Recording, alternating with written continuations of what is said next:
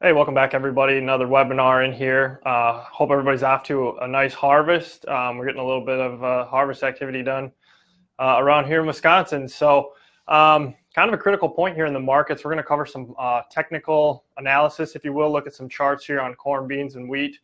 Don't forget, guys, please like and subscribe to the video if you don't already. You'll get notified when we post these videos. And it obviously just helps us out to let us know that you're enjoying the content. So we appreciate you tuning in every week. And let's get started.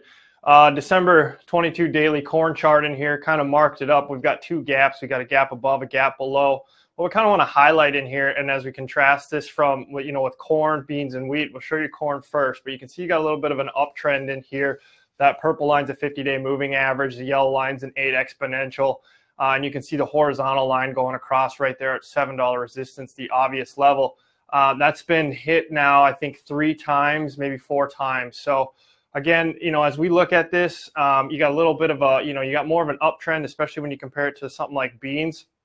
But that $7 level is going to be critical. If that clears, we would say that gap target up there around, I believe, 740, I think it is probably a good upside target. Here's a weekly corn chart. Again, you've kind of got that support underneath with a little bit of an uptrend still with the 50-day moving average as well as the exponential supporting this weekly chart. Like I said, you got to be a little careful with the wick rejections here at the at that $7 level. But again, you got some volume coming in, a little more support. We got to lean a little more bullish on corn than we would on beans, and we'll get over to that real quick. Daily KC wheat again coming up into a critical point in here. You've got that 50-day starting to curl up. You've got an exponential, the 8 exponential underneath supporting. 10-11 has been hit 3 times, I think, here intraday or recently. So if we can clear that level, in our mind, we could see a move upwards into that $10.50 to $11 range here on wheat.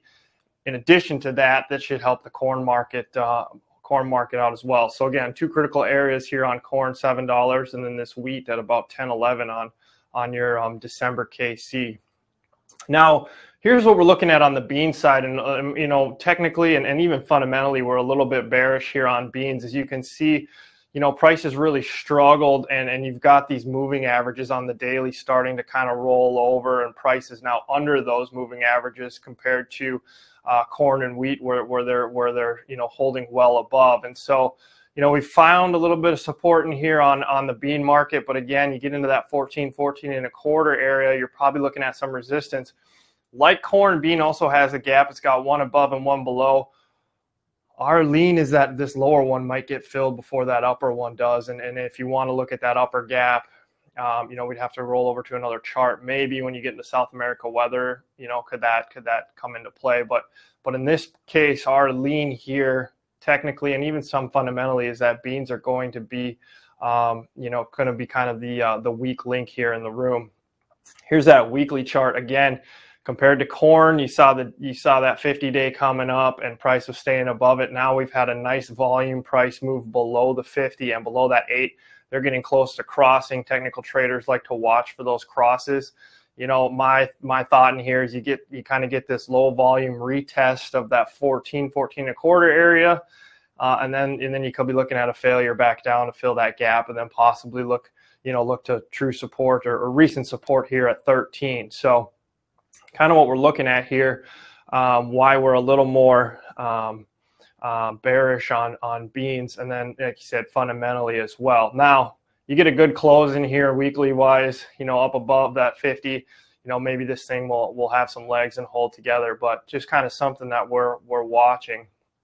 So final thoughts in here. Obviously, technical still, part of the story. The corn bulls, fundamentally, we got Argentina planting corn. We are a little expensive on the world market, but if they have some weather issues, with our pipeline stocks being a little bit tight, perhaps that's something that can get us pushing above 7. I also want to point out that Brazil's safrinha crop, their second crop, which is their export crop, doesn't get started planting until January. So again, something else in here that if Argentina has problems and the U.S. isn't, is short on their crop, this could all support corn. And then, as we pointed out earlier, that wheat breakout. I think if these KC wheat can get that push, corn, there's a good chance corn will be a follower.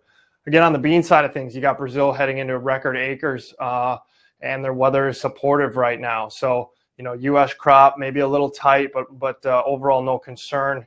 Everybody's going to be looking at Brazil weather and their planting in their acres here in the near term. So, for us, again, we lean a little bit bearish. But if you've got any questions, you want to look at some positions, things of that nature, just give us a call.